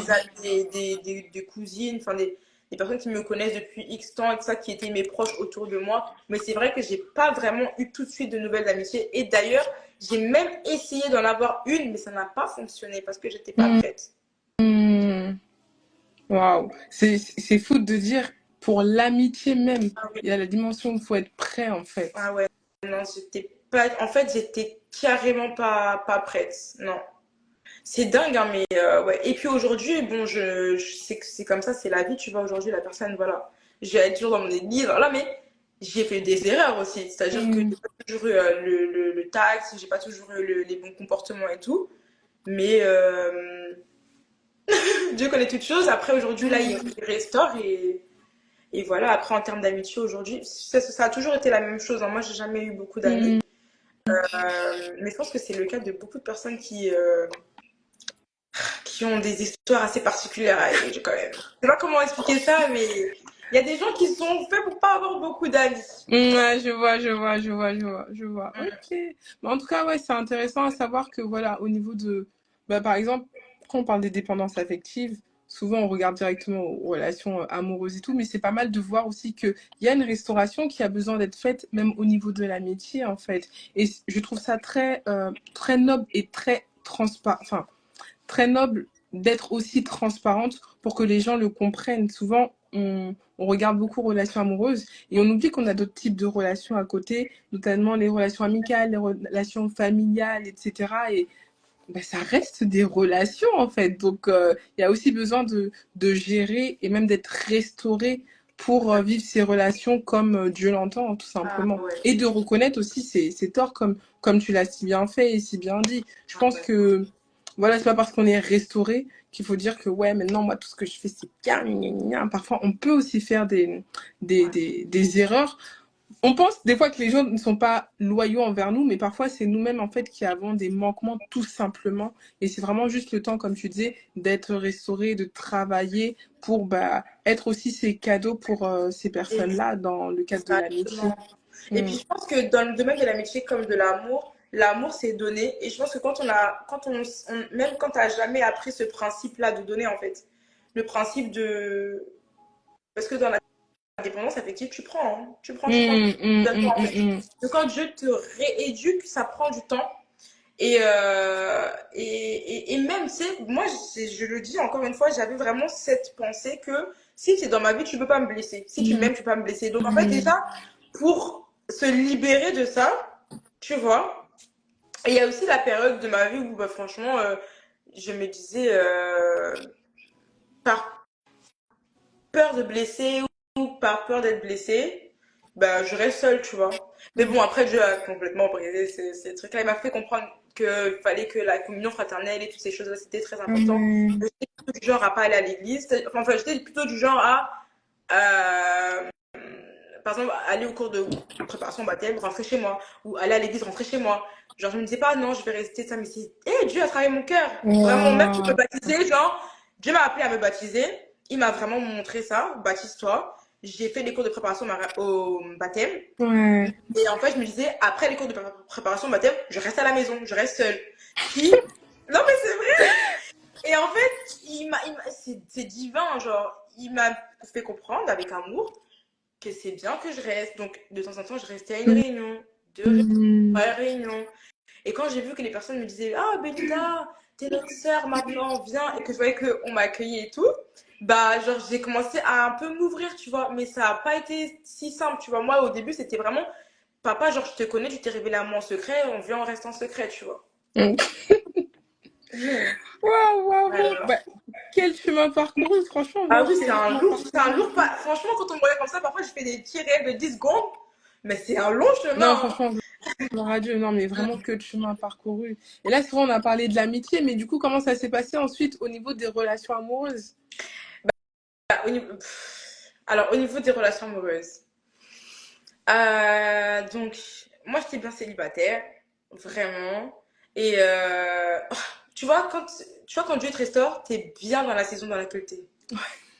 T'es bien dans ta saison. C'est-à-dire que même quand quelqu'un, genre, il y a des personnes qui sont venues, qui m'ont parlé, hein. Même j'ai des sisters qui me disaient, oui, lui, là, il s'intéresse à toi. Puis moi, je dis, ah bon? Après, quand je voyais que la personne s'intéressait trop à moi, je disais, non, ça me parle pas, en fait, tu vois. Donc, ça Ah a été comme ça ouais. pendant très longtemps. Déjà, au bout de 1 an de célibat, ça a été le cas. Une personne m'a parlé comme ça, puis non, ça collait pas. Je voyais que ça ne collait pas. Et puis, ça ne collait pas, donc je ne donnais pas suite, en fait. Et à un moment donné, je crois au bout de 2 ans de célibat, j'ai commencé à dire à Dieu, bon là c'est bon, je suis prête. Et le Seigneur m'a dit non, non, t'es pas du tout prête. Il m'a dit non, pas Ah, du douche tout. froide. Ah non, non, non, il m'a fait comprendre, vraiment dans la prière, il m'a fait comprendre que non, t'es pas prête. Ah T'es pas prête. ouais. Ah oui, non. Et du coup, bah, j'ai dit ok, mais en fait, j'ai dit ok, Seigneur, mais j'ai tenté quand même. Alors? J'ai dit ok, j'ai tenté quand même. Donc en fait, j'avais parlé avec une personne, tout ça, et effectivement, j'étais pas prête. Et Dieu m'a fait je vais le dire très concrètement, il m'a montré en rêve que j'étais pas prête. Il m'a montré que j'étais sur un mauvais chemin, tu vois. Waouh. Donc là, pour le coup, après, j'ai stoppé direct.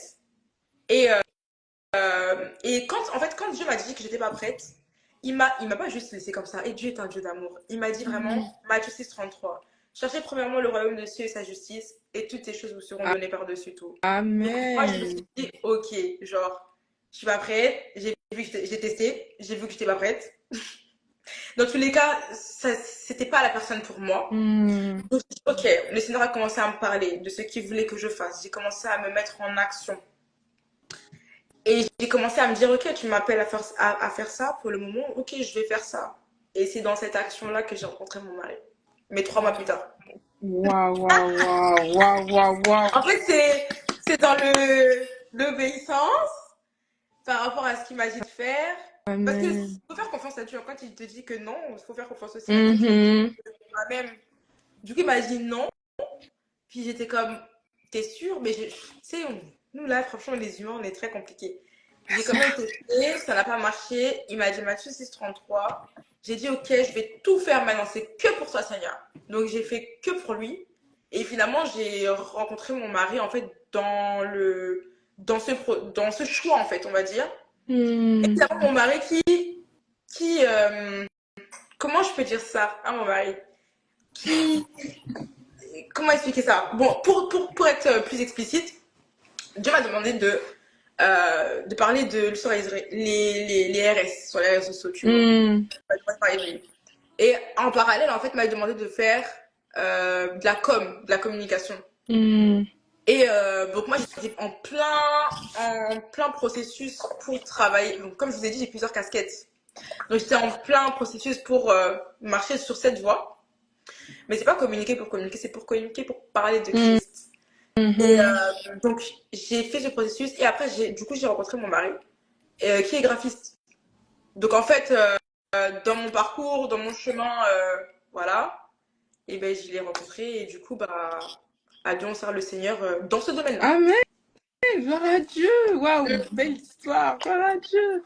Et quand tu l'as rencontré, justement, est-ce que, enfin, pas plutôt quand tu l'as rencontré, mais plutôt quand tu as commencé à voir que, ouais, il y aurait potentiellement quelque chose entre vous, est-ce que tu as eu des craintes par rapport à la dépendance affective?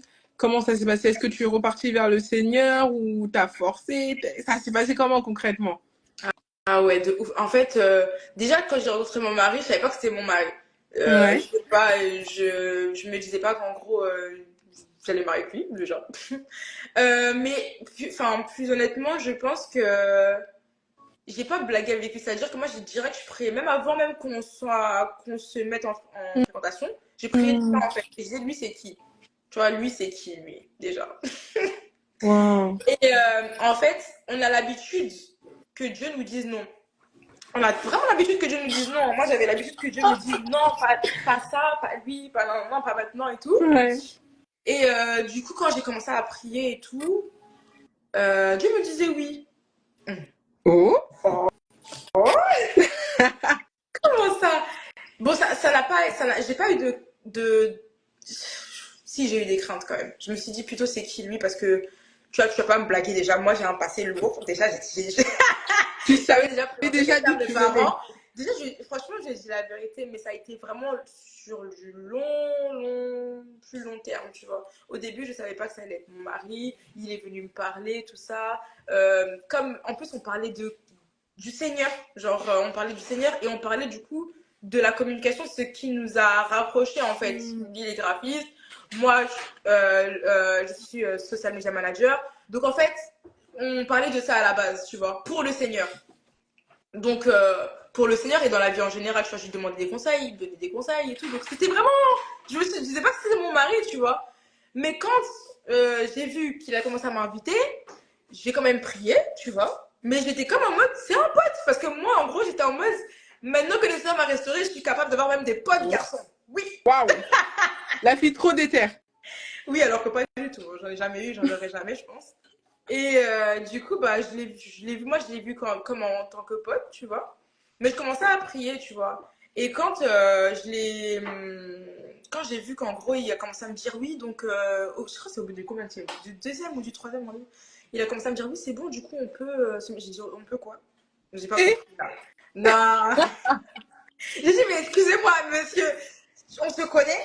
Je comprends pas en fait. Je suis sœur et tout, tu viens, t'arrives de nulle part et puis au bout de deux, trois genre rendez-vous, tu me demandes en gros est-ce qu'on peut se 50.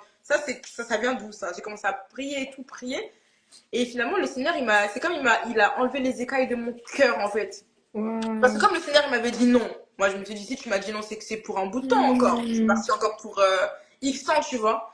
Alors qu'entre temps, quand il m'avait dit non, c'était en septembre et j'ai rencontré mon mari en décembre. Donc Mm. finalement, ça fait que j'ai prié. Et plus je priais, plus le Seigneur me disait oui. Waouh. Ouais. Et comme du coup, le Seigneur me disait oui, ben, je lui demandais encore plus de confirmation parce que je me disais, c'est pas possible que tu me dises oui. Genre, c'est pas possible. Wow. Donc, j'ai pas eu des craintes, mais j'ai mis ça dans la prière, ça a tout abattu. Ça a tout taillé en pièces. Wow, gloire à Dieu, gloire à Dieu. Et comment, en fait, comment toi t'as ressenti, même, j'ai envie de dire, vécu cette relation par rapport à tout ce que tu avais pu vivre précédemment, Bah, concernant la déjà, dépendance affective? bah, déjà, on priait. Déjà, c'était la base. Genre, on Hmm. priait. Euh, En fait, moi et mon mari, on s'est mariés en 1 an et 5 mois de relation amoureuse. Donc, Wow. tout a été très vite, très accéléré en fait. J'ai pas eu vraiment beaucoup de temps pour prendre le temps de me poser et me dire comment j'ai vécu, j'ai réalisé ça en fait. Le Parce que temps tout est de allé Dieu. très vite. Au bout de 6 mois de relation, en fait, on avait déjà une date de mariage. Alors, pour réfléchir, bon, en tout cas, je peux dire que j'ai vécu l'accélération divine, mais tout était fluide. Amen. Tout était fluide pour le coup, tout était fluide. Dieu donnait des instructions aussi. Dieu Hmm. donnait des instructions et puis j'étais bien, hein, j'étais épanouie. Après, j'avais quand même genre des choses qui ressortaient. Genre, Hmm. quand parce que moi, je suis un peu dangereuse. J'ai demandé à Dieu de me dire qui il est en fait. Hmm. Je faisais des prières vraiment très dangereuses. En Hmm. mode, montre-moi ses défauts, montre-moi tout ce qui va pas et tout. Et ben quand tu demandes à Dieu de te montrer, il te montre. Hein. Ah, ça. Bah, du coup, ça fait qu'en fait, quand Dieu me montrait, en fait, il me montrait pas pour que je parte. Il me montrait pour me dire, est-ce que tu es capable de supporter ça, tu vois. Hmm. Donc, quand il me montrait, genre, moi, j'étais comme, ah, t'es comme ça, bah vas-y, genre, ciao. Je recommençais avec mes trucs, hein. Waouh, Parce que waouh, waouh. c'est pas que quand Dieu nous restaure, il prend son temps, hein. Il sait pas qu'aujourd'hui, je suis totalement restaurée de tout, en fait. Mais parce qu'il C'est un travaille, processus. mais j'ai commencé à vivre des trucs comme ça encore. Tu vois, il se passait des choses, etc. Il y avait un peu des frictions. Ça arrivait, hein. Et puis, je disais, bon, c'est bon, je crois pas qu'on est fait pour nanana, tu vois. Après, bon, heureusement, Dieu, il a donné un cœur aussi à mon mari pour supporter ça. Amen. Et au final, ce qui m'a.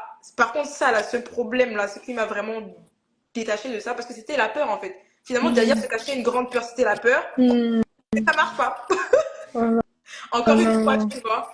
Et donc, ça veut pas dire que, tu vois, Dieu, il travaille, mais ça veut pas dire que c'est tout, tout dans la période du célibat va être réglé. Parce qu'il y a des gens qui disent, oui, guérissez avant de vous marier. Non, non, non, soyez toujours au temple blablabla, avant de vous marier. Eh, moi, je vous dis que, franchement, c'est pas la réalité des choses dans la vraie vie, tu vois. Il y a des choses, le Seigneur va régler, il y a des choses, il va permettre que tu vives avec la personne pour que tout soit réglé, en fait. Donc, on Exactement. va dire que ce qui m'a vraiment libérée, par exemple, de ce cas-là, là, c'est vraiment les fiançailles. Les fiançailles, j'ai dit, ah, c'est bon, il m'a scellé. Bon. Je peux dire, je pars. Tu vois. Mais ça a été pas facile. Tu vois, même pour lui, ça n'a pas été facile. Mais voilà. Amen, gloire à Dieu, waouh. Enfin, et les filles, faut mettre des pouces, faut mettre des likes, faut mettre des cœurs, tout ça. Franchement, merci. Et franchement, mais Belinda, merci beaucoup parce que tu nous montres en fait que une autre voie est possible, tout simplement. La parole dit que la fin d'une chose vaut mieux que son commencement. Et en fait, tu montres que c'est possible de mal commencer. C'est possible de. Et quand on dit mal commencer, c'est pas forcément quelque chose de péjoratif. C'est simplement de pas commencer avec les bonnes bases, de pas commencer de la bonne manière, mais de pouvoir terminer en fait de la bonne manière. Parce qu'aujourd'hui, on te voit, tu es heureuse dans ton foyer, tu es mariée à un homme que tu aimes et qui t'aime, et tu vis vraiment ce rêve que tu avais voulu vivre, mais là, tu le vis vraiment selon ce que Dieu avait prévu, en fait, sur l'ardoise de Dieu, entre guillemets, quoi. Ouais. Et avec du recul, déjà, parce que aussi, j'aimerais j'en parler, parce que ça se trouve, il y a des femmes qui aspirent au mariage et tout. Déjà, de une, c'est Dieu qui sait quand on est prête. Enfin, parce que moi, je croyais pas vraiment que j'étais prête. Je sais pas comment expliquer ça, mais ça arrivait comme ça. Du coup, je me suis pas dit, ah, c'est bon. Enfin, à un moment donné, je me suis dit, c'est bon, je suis prête, mais Dieu m'a dit non. Mais en tout cas, quand ça arrivait comme ça, je pensais pas que tout ce que j'avais appris dans mon célibat, tout ce que j'avais appris sur mon identité, sur l'amour de Dieu, etc. En gros, ça y est, c'était le moment où on pouvait passer à autre chose, en fait. Et la vie, c'est une question de saison.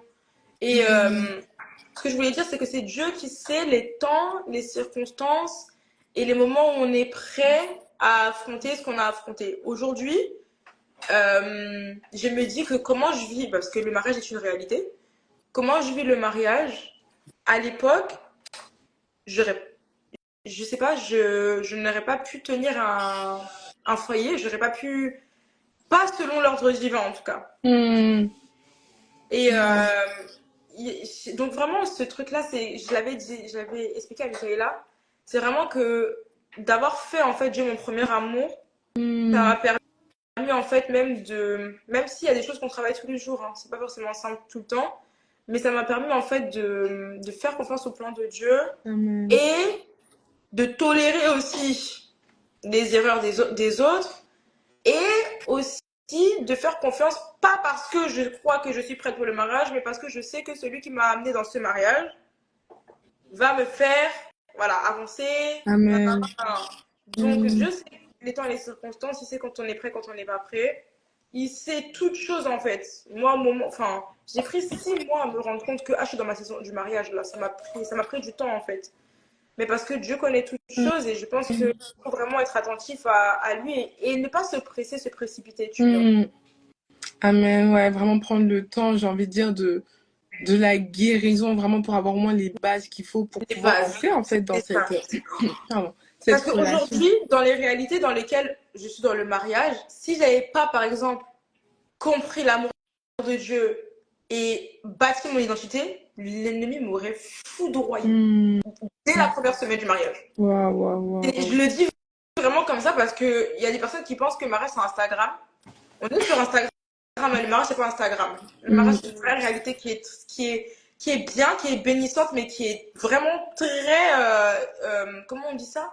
Combative, si je puis dire ça comme ça. Mm, En gros, faut savoir donner des coups en fait à l'ennemi. Et si en gros t'arrives, t'es déjà broke, franchement l'ennemi il va te foudroyer. Enfin, je te le mm, dis, mais ça dépend hein, des cas, hein. Il y a des gens, ils sont pas ces genres de combat. Mais pour ma part, comme l'identité a toujours été persécutée dans mon histoire et dans mon parcours, mm, c'est quelque chose qui est phare, tu vois.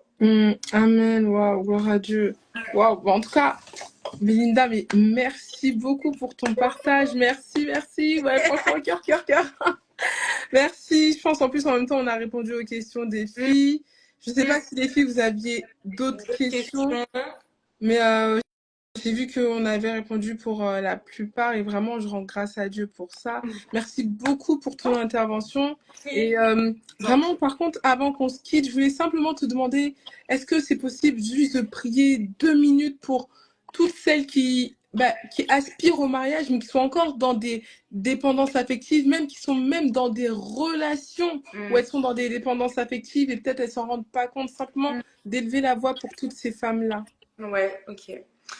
Ah, Seigneur Jésus-Christ, merci pour ta fidélité, merci pour ta grâce.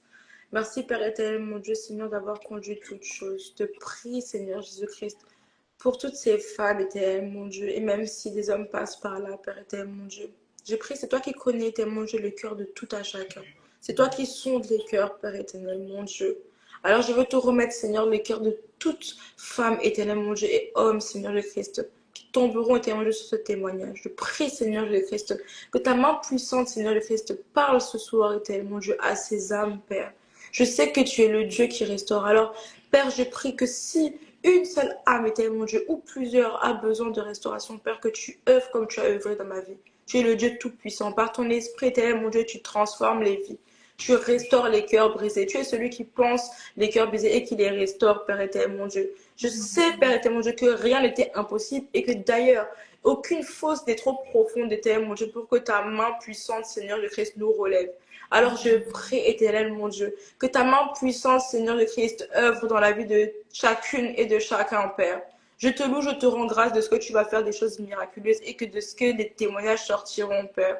Je te loue, je te bénis, Seigneur. Je prie, éternel mon Dieu, même pour celles qui sont dans les périodes de célibat et qui vivent, éternel mon Dieu, comme des tiraillements, éternel mon Dieu, par rapport à la dépendance affective, par rapport à l'abandon ou au rejet, Père éternel mon Dieu. Je prie, Seigneur Jésus-Christ, que ta main puissante et que ton amour transperce leur cœur. Que ta main puissante, Seigneur Jésus-Christ, et que ta présence, Seigneur Jésus-Christ, les envahisse, envahisse leur lieu, envahisse leur maison. Tu es le Dieu de l'amour, Père éternel mon Dieu. Alors je prie que chaque cœur vide qui regarde, éternel mon Dieu, ce live, soit rempli, éternel mon Dieu, rempli de ta présence, rempli de ton esprit, rempli de ton amour. Je te loue, je te bénis, Seigneur le Christ. Je te dis merci pour ce moment. Merci aussi pour tout ce que tu as fait, éternel mon Dieu, et que tu continues de faire, Père éternel mon Dieu, dans ma vie. Je prie, éternel mon Dieu, Seigneur, que ce témoignage ne reste pas, Seigneur Jésus-Christ, juste un témoignage, Seigneur, mais qu'il puisse être, éternel mon Dieu, une puissante arme d'évangélisation, Père éternel mon Dieu, et qu'à travers cela, ton nom soit glorifié, Jésus-Christ. Amen.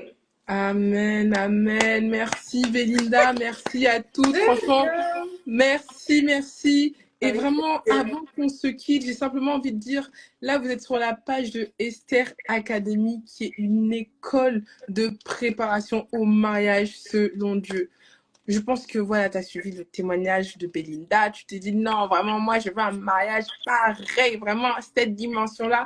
Ah ben, vraiment, c'est possible de pouvoir vivre un mariage selon les standards de Dieu. Et ça se prépare, en fait. Ça se prépare. Chacune a sa préparation. Et Dieu a permis, en fait, qu'une telle école puisse être mise sur pied. Donc, n'hésite surtout pas. Tu as le lien d'inscription qui est dans la bio.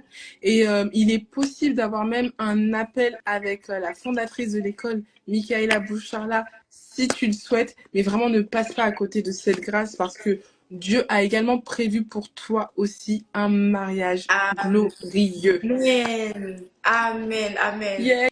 Amen. Donc, je nous dis au Au revoir. On arrive à la fin de ce live. revoir. Vraiment, je vous fais des Oui. bisous à toutes. Bye. Et vraiment, Prenez soin de restons vous. connectés pour le prochain live Oui. Cœur de sagesse. Ciao, ciao. Cœur, Yes. Que le cœur. Seigneur vous bénisse. Cœur. Salut. Salut.